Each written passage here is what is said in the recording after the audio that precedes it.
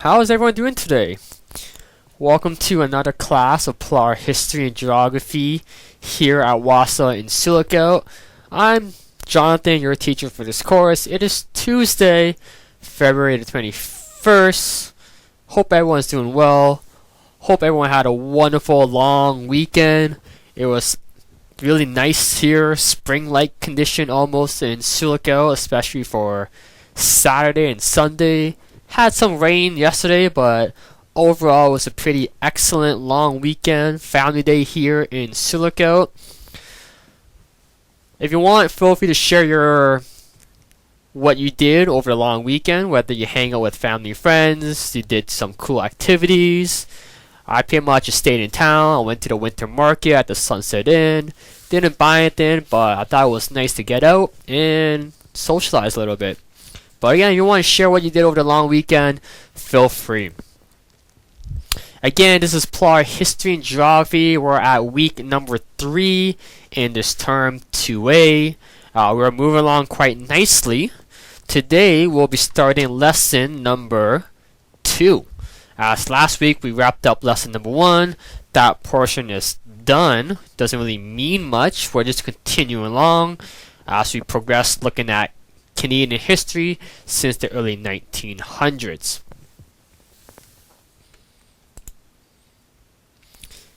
Get a hold of me, interact with me at any point, any time, by phone call, email, or Facebook. Again, if you have any questions as you're doing your assignments for this course, PLAR History/Geography, just let me know. I'm always here to help you. Even though I know that most of us are in the IL portion, the independent learning, but some out there are taking the Smart Bridget. So again, I encourage everyone to call in the WWII studio, listen and participate live right now in class, and also log on to Smart Bridget as well. Again, another cool way to assist and accommodate your learning as well. If you missed anything or you want to check out anything again, simply go to my YouTube page, WWII, or look under the archive page as well. Everything is on there. Again, just a reminder, please continue to work on your assignments. Again, do as much as you can. Do your best. Submit them to me. That way can give you feedback so I can get a sense of how you are progressing. Reminder for PLAR is the test that what actually counts. Okay, so with your assignments, it's simply just a gauge or indication to allow us teachers like myself to see how you're progressing and if you're able to answer the questions on the test. Again, the format of the test is pretty straightforward. You have to read an article or passage that's given, answer the question as follows, boom, straightforward. So again, class students, for PLAR History and Geography in my course, if you're able to find the answer in your textbook, read it, skim through it, find the answer in complete sentences with details, boom, you're on the right track. Okay, that's exactly what I'm looking for, so that you're able to articulate your thinking, your writing skills, and that you're able to read and find the answer as well. Okay, that's our goal. So again, that's the focus for PLAR.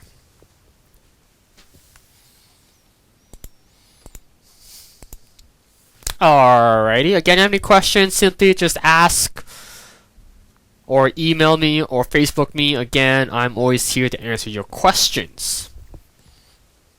But if you want to ask your question live in class, feel free. I'll make the class and our lessons much more engaging and more fun for everyone as well. Alright, today, like I said, we're starting a brand new lesson, lesson number 2 in this course. Still looking at history. Again, history is lesson 1, 2, and 3, and then geography is 3 and 4. We're looking at Canadian history almost in the 40s, late 30s into the early 40s, but our main focus is Canada and the Second World War, again, which took place in 1939 to 1945. So we know we'll be looking at Canada, and we know we'll be looking at the Second World War, but what are our focus points? What are our learning goals? On my screen, hopefully that you're looking at as well, we will be learning the cause and effects of World War II, what caused it, the impact that came out of it, some key points that we want to perhaps focus on, and we will be learning about Canada's contribution to the Second World War efforts at home and internationally as well. So again, how Canada progressed in terms of its legacy and how we progress as a nation of our own and how others view us as a nation on our own. So that's our main focus. Again, Canada, Second World War. Boom, this is what we'll be discussing in the next 60 minutes of today's class.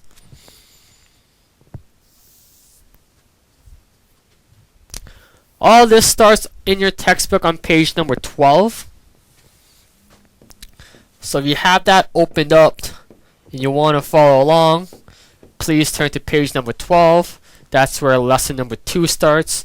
That's where today's content starts as well.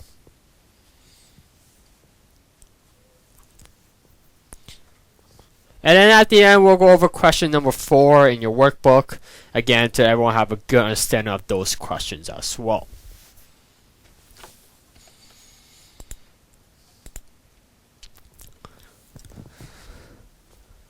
Alright, before we begin, let's flash back a little bit. Let's think back towards World War I, at the end of World War I in 1918, and see what happened. Do you remember the League of Nations? If you do, say yes, or write something on the screen or indicate somehow that you understand or remember the League of Nations. Again, it was founded slightly after the conclusion of World War I.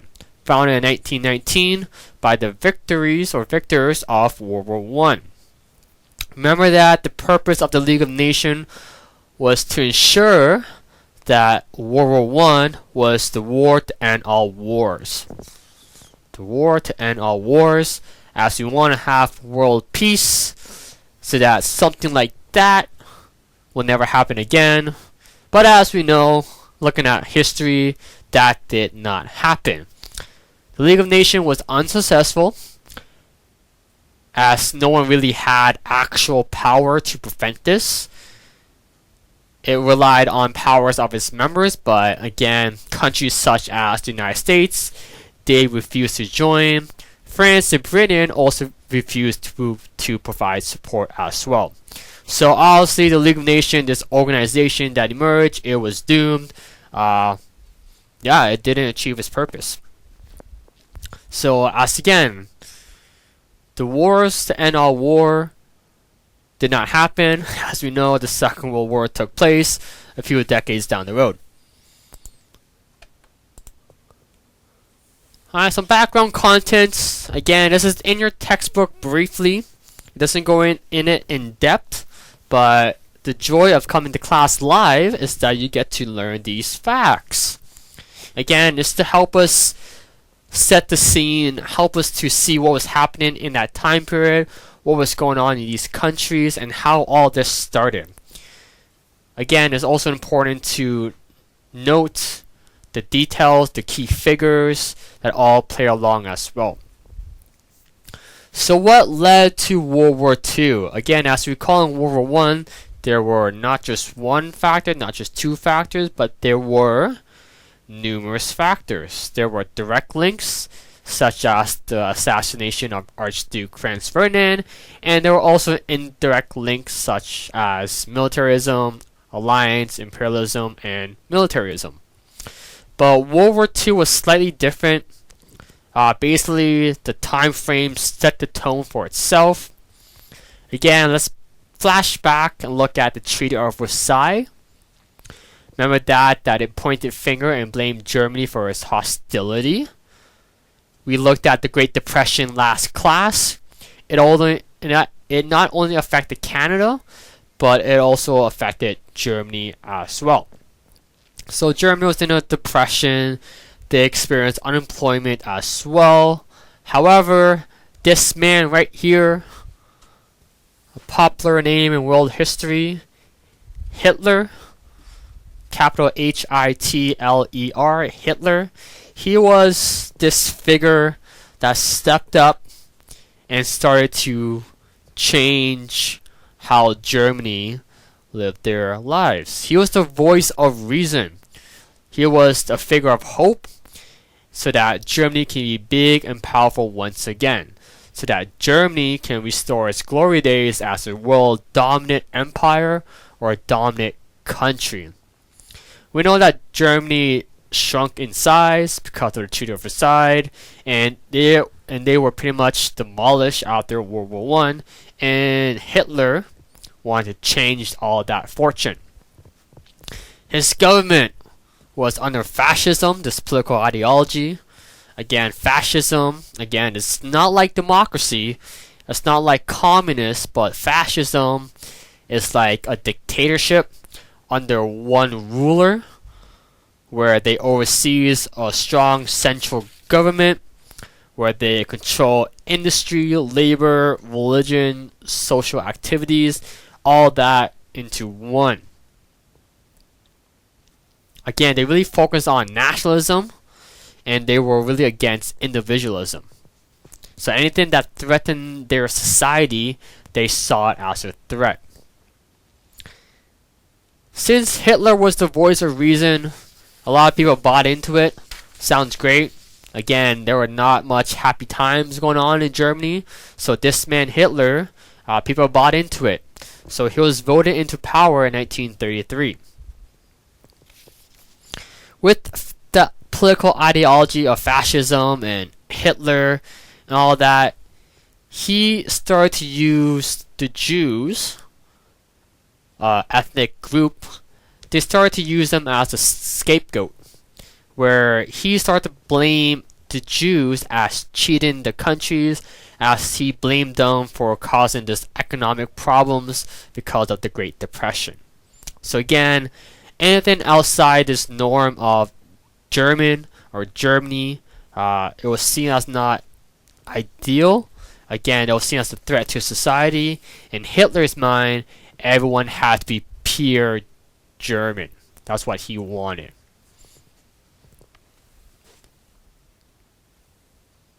Alright, a little time frame of what actually started. Again, a little snapshot right there of Hitler, how he came and rose into power, and how he started all this chaos in a way. However, he didn't really do it alone. He needed a tag team partner. Benito Mussolini, another key figure in all this. He was actually the founder of the political ideology of fascism. He was the same thing as Hitler, but in Germany. Again, the ruler, the dictatorship in Italy. Okay, Hitler in Germany, Mussolini in Italy. So Hitler and Mussolini, they tag team up with one another, and they began an alliance in 1936. 2 years later, in 1939, Germany entered and invaded countries such as Austria and Czechoslovakia. Italy did the same thing a year later, and the rest of Europe was like, whoa, what just happened? Why are you invading, taking over other countries? Again, they saw this as a threat. They told them to stop. Obviously, that did not happen. Germany continued to invade into the likes of Poland, and as a result of all this needed to be stopped. In 1939, France and Britain tag teamed up, and they declared war on Germany, and hence we started World War II. So again, a lot of chaos, same themes that came out of World War I, so that's pretty much how all that fun started. Again, this little background content of how all that little started. Obviously, we can go into much more great details, look at the Spanish Civil War and all that fun stuff, but we'll save that till another day. Canada. So, where was Canada in all this? Well, at this point in time, Canada declared war on Germany 7 days later after Britain did.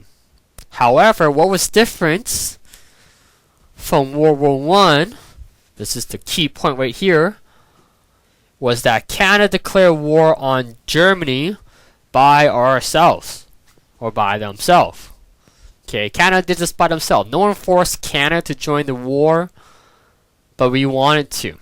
Okay, we were not forced. At this point in time, we have separated our ties and links slightly away from Britain. We now have complete control over our sovereignty, and now we can do what we wanted to do. So Canada did this by ourselves. We declared war on Germany, as we were not forced like in World War One. But Jonathan, we know that going to war is expensive. A lot of people die. But why did Canadians want to join the war efforts? Well, class, it was the effects of the Depression. Again, carrying over from the 30s, it was a dark, sad time. Not many people had jobs. Not much things to look forward to. So since war broke out, since a lot of Canadians had nothing to do and had no jobs, they said, why not? Let's go to war and help out and support our country. So that's why Canadians stepped up. We joined the war efforts, and again, all this fun loop cycle happened once again. So again, Canada is going to war once again.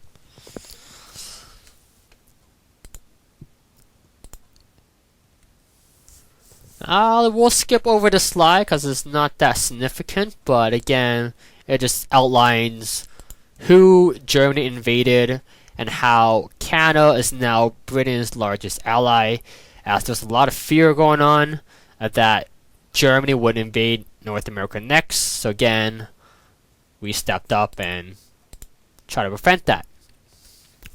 Arsenal of Democracy. This is in your textbook on page number 12. So let me write this down for you. Over here. Page 12. You'll see this term, Arsenal of Democracy, come up again in your workbook. So I'm going to highlight it and we're going to talk about it. Arsenal of Democracy is very similar to the home front. So if you remember the home front from World War One, you'll probably have a good understanding of what the Arsenal of Democracy is all about. It's all about Canada's contribution at home to the war efforts. There were victory bonds being sold,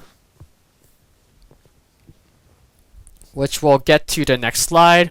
But basically, anyone that did not go overseas and fought, everyone who stayed back here in Canada, we did whatever we can to support the war efforts. So again, we produced weapons, fuel, household goods, food for our troops overseas.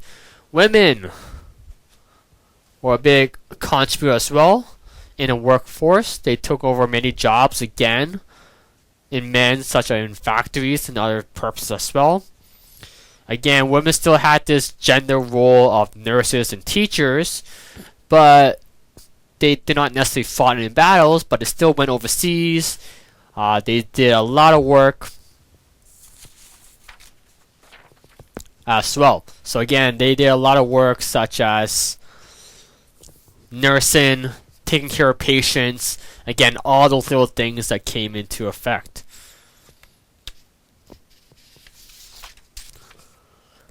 Children got involved as well. They fundraised money. They created care packages and did other duties as well to help spread the word and to get help as well. So again, very, very similar to the home front. Very, very similar to World War One. Canada was a great help to the war efforts. It was a collective effort, not just one, not just two, but everyone got involved as well. So that was the Arsenal of Democracy. We did a lot for our countries, even though we not just fought in battles as well.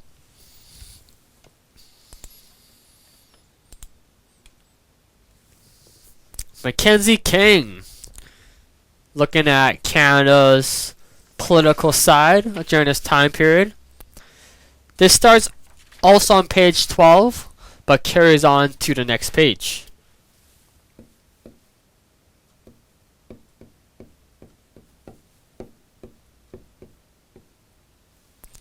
Who was this handsome fellow known as Mackenzie King? Well, obviously he was Canada's Prime Minister during this time period. He did three main measures that came into effect that really helped Canadians during this time period. 1. Unemployment Insurance Act of 1940. Basically, Canadians can collect unemployment for a period of time, provided that they have worked before becoming unemployed. So if you have worked before and you lost your job or got laid off or became unemployed, you can now use this Unemployment Insurance Act to collect money. 2. Family Allowance Act 1944. Anyone with children, little kids running around, can now collect something known as baby bonus money to help basically pay for basic necessities such as food, shelter, and clothing. So again, the more children a family had, the more baby bonus money that they can collect from this Family Allowance Act. Again, another great thing to help citizens of Canadian. And lastly, number 3, victory bonds. Where you can buy these victory bonds and then later on, victory bonds were helped to raise money for the war efforts. That's why it was being sold and being bought by Canadians. With your victory bonds, you can then sell it back or cash it in later on for interest rates or money that they can borrow as well at a low interest rate. So again, all these 3 measures and acts came into play because of Mackenzie King. It all supported the war effort and also helped the Canadians as well during these rough times of World War II. So again, note Mackenzie King, note his name and why he was significant. Again, all this on page number 12, and it continues on to the next page as well.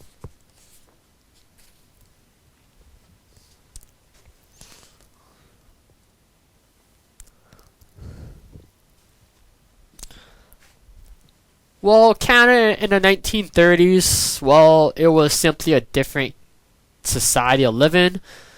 We now can avoid the disaster of 1930s with these 2 acts, Unemployment Insurance Act and the Family Allowance Act. As now, if a crisis came into play, Canadians can now turn to the government and be like, hey, help us out. And now we have these measures and these acts to help us when a crisis occurs. Internationally, Canada can now protect its own interests and make its own contribution to war efforts and events on our own. So again, we're now not a baby country anymore, but we're taking big strides and doing a lot of good things on our own.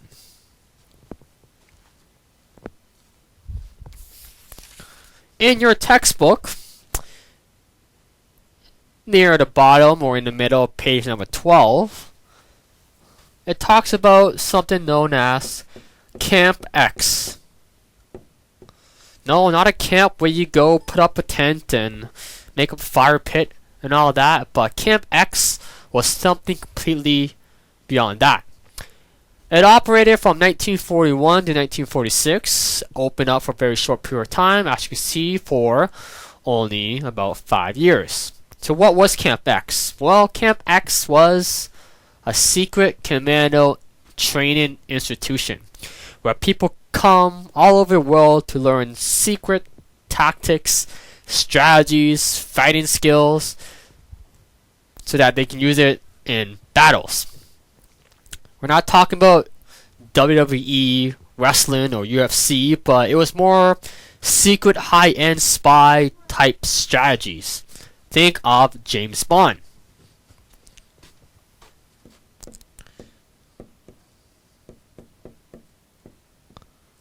So you're familiar with this movie, and what he does in James Bond is very similar to what happens in Camp X.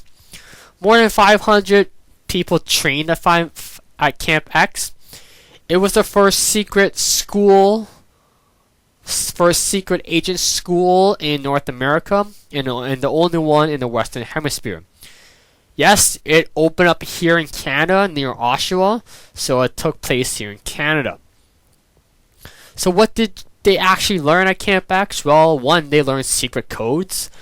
For example, you can learn how to enter buildings without being caught, climb cliffs without being fallen off, special weapons that is being used, how to get on and off trains when it's moving, again not very fun, and how to cross landscape at nighttime, again without being caught. So again, secret spy strategies and skills are being learned at this Camp X. Again, you'll see Camp X pop up again in your next assignment. Again, a secret training commando institution that took place here in Canada. Again, something that we can be very, very proud of because of Camp X. Again, another Canada contribution to the war efforts.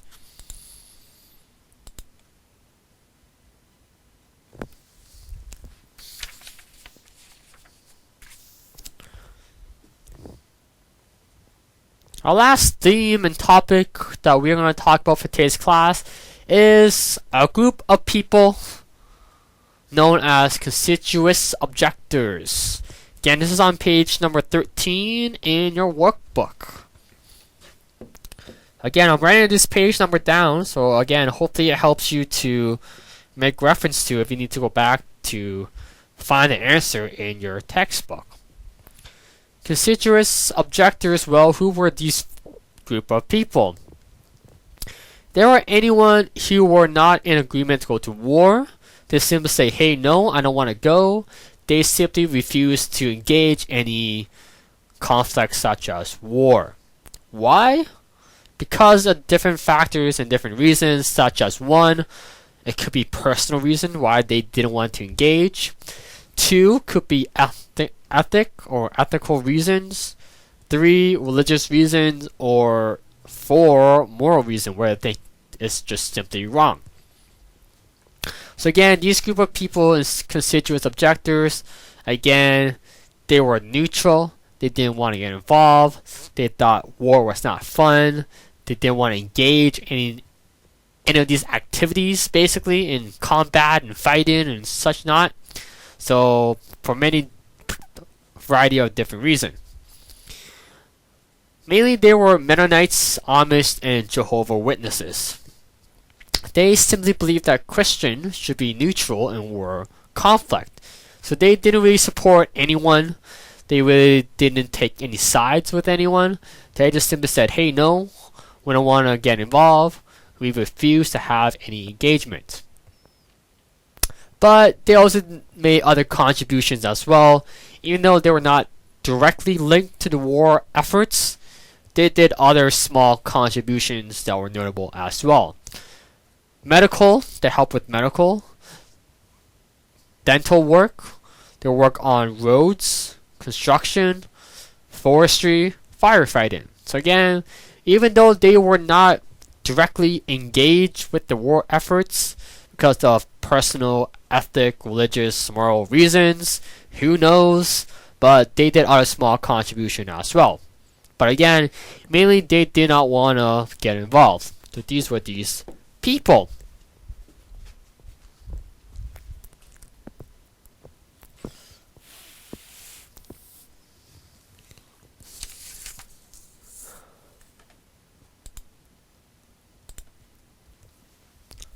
Indigenous content in 1940s. Well, what was going on?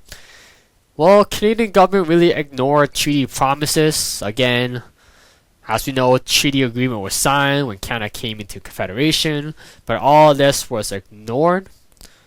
After World War II, there was a greater political consciousness within First Nations. There were a much greater increase of Canadian awareness based on Aboriginal issues. Again, after World War II in 1945, and as we merge into the 50s, things start to change within Indigenous First Nation culture as issues and problems and other factors start to become more public, and a lot of Canadians start to realize and learn about these issues. So again, a huge shift in terms of what was going on prior to what was going on then to what was going on in the future.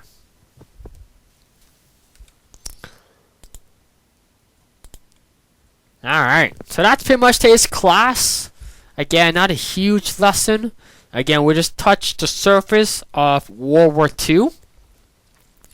We'll talk more about World War II next class on Thursday, where we'll talk about Japanese Canadians, and we'll talk more about anti-Semitism. But before we get ahead of ourselves, let's go over questions on assignment number 4 in your workbook. So again, if you have this, please turn to assignment number 4. We'll go over these questions in a bit of details. Hopefully you'll give the class a bit of time to work on these questions right now, live in class. And also give you a chance to ask questions as well.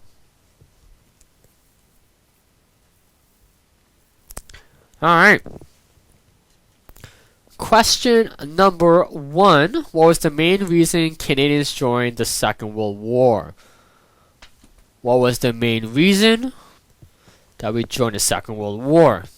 Again, this is all on page number 12 in your textbook.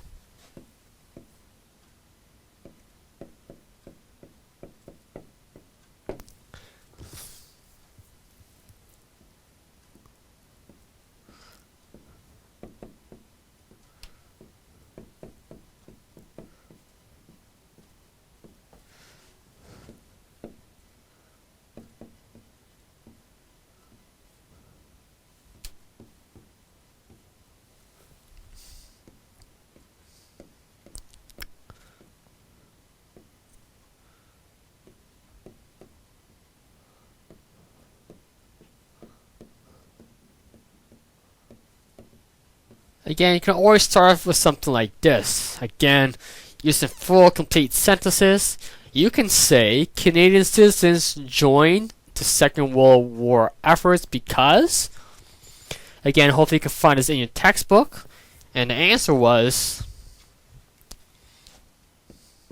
because of the Depression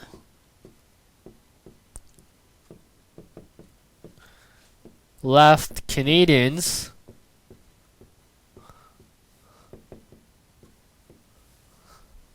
with no jobs. Again, anything on the lines of this will give you full marks. Obviously, write it in details, write it in complete sentences, and for the correct answer as well. Question number 2 asks, it says, why was Canada known, as the arsenal of democracy? So again, you can go back and look in your textbook on page number 12, or you can go back and check out what we talked about in class, or if you have been paying attention, you should know the answer. So again, you can always solve for something like this. You can say Canada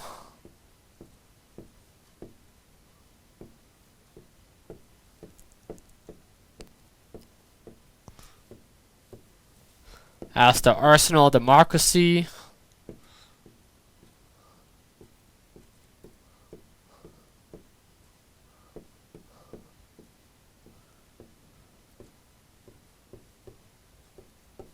because why? Can anyone tell me why?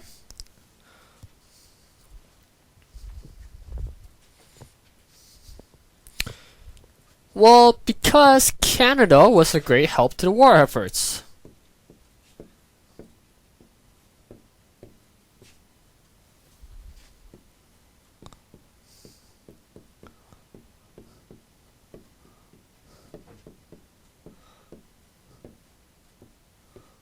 Well, yes, sure, Canada was a great help, but what examples did Canada do?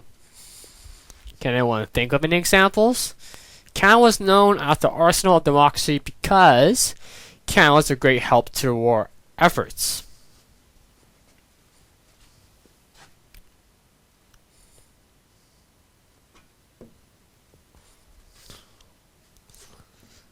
Well, what did Canada do? Well, Canada produced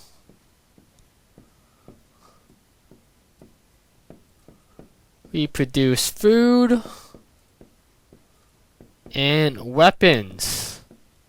Again, see how it answered the question? Sentences with details. Again, this is what I'm looking for. This is what you should be aiming for as you complete your assignments. Again, class, if you're unsure if you're on the right track, just let me know. Give me a little example. I will give you feedback. I'll let you know how you are doing. Moving on to the next question. Talks about Camp X. Again, this is also on page number 12.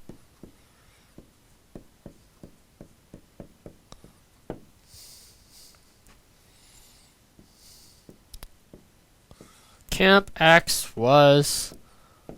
Again, you can find all that answer in your textbook, and or again, if you have been listening, there should be no problems as well.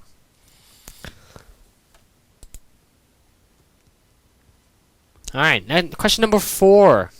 Question number 4 asks, or says, looking at Prime Minister Mackenzie King, again, that handsome fella, he did 3 things. He created 3 measures. Okay, this question asks for 3. Not 1, not 2, but 3 measures. What were they? And describe them. Okay. So again, this is on page 12 and page 13.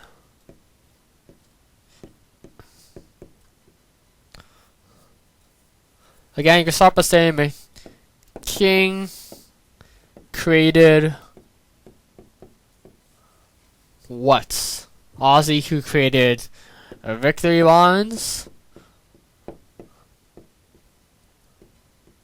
He also created the Family Allowance Act.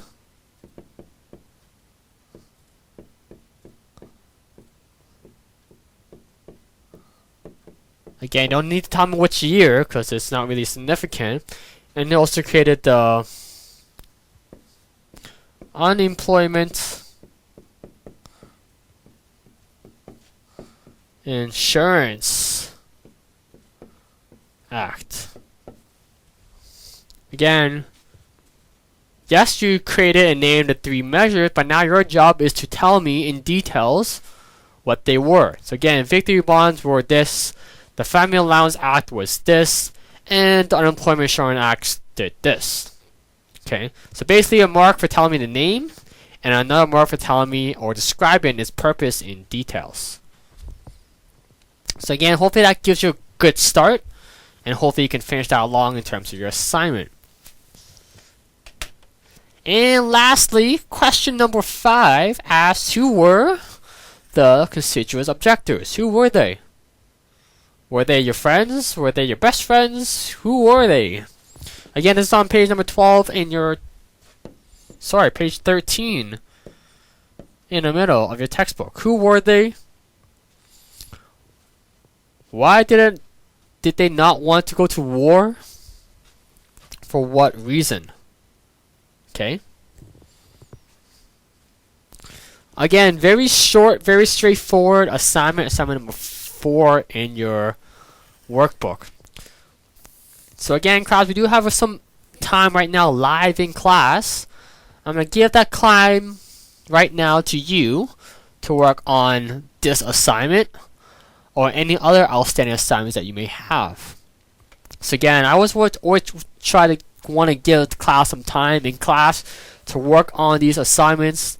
They're not long, they're not difficult. You should be able to finish them live right now and then give them to your DC and be like, hey, can you give this to Jonathan? Can you fax it off? Can you send it off to Jonathan so that he can mark it for me? Okay, that's our goal. Again, with PLAR History and Geography, again, nothing is super difficult. All we have to do is take time, put a little effort into it, and get it done. Okay, so again, I come into class by listening, by participating. We learn knowledge and understanding, and then we can take those understanding and articulate them when answering these questions. Again, all these answers can be found in your textbook as well. So even though you came to class and listen and learn, it's also great to go back and refer to some of the notes in your textbook as well. So again, take some time right now, class, students, to work on this assignment or any other assignments that you're working on. Again, if you're working on other IL courses that I'm marking, such as the CPC1P or the CHC2P or D, let me know. I can always help you live in class as well, even though this is for PLAR History and Geography. But again, I can answer those questions as well.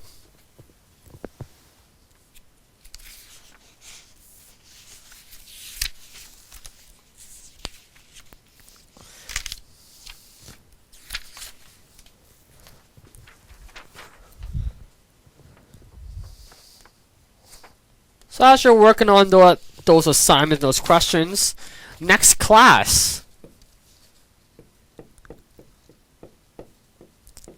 Okay, we'll wrap up World War II. And we'll be looking at anti-Semitism. Okay, don't know what that means? Well, find out next class live on Thursday. Okay. So we'll wrap up World War II next class live on Thursday. We'll look at what happened at the end of World War II between Germany, France, Britain, Canada, what took place after World War II, what emerged, and we'll look at anti-Semitism, what that word means, how it played out, how it impacted Germany, how it impacted the Jews, and how it impacted Canada. And we'll be looking at this other event that took place, such as the Holocaust as well. So again, if you want to learn more about all of that, again, tune into next class on Thursday live, and we'll cover this topic, and we'll go through assignment number 5 as well. So again, just a few more minutes live in class. Again, no need to rush. Take that valuable time that I'm given and work on your assignments.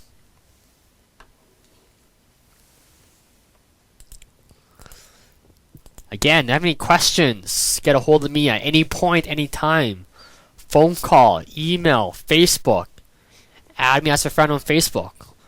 I'm always there on, and I'm always will be there to help you as well. Alright, so I think we'll wrap things up right now. Again, thanks to all those listening, learning, and participating. Fantastic job to you. Give yourself a high five. And I'll stop it here for today. We'll pick up things again next class live here on Thursday. Thanks so much, everyone. Enjoy the rest of your evening. Take care.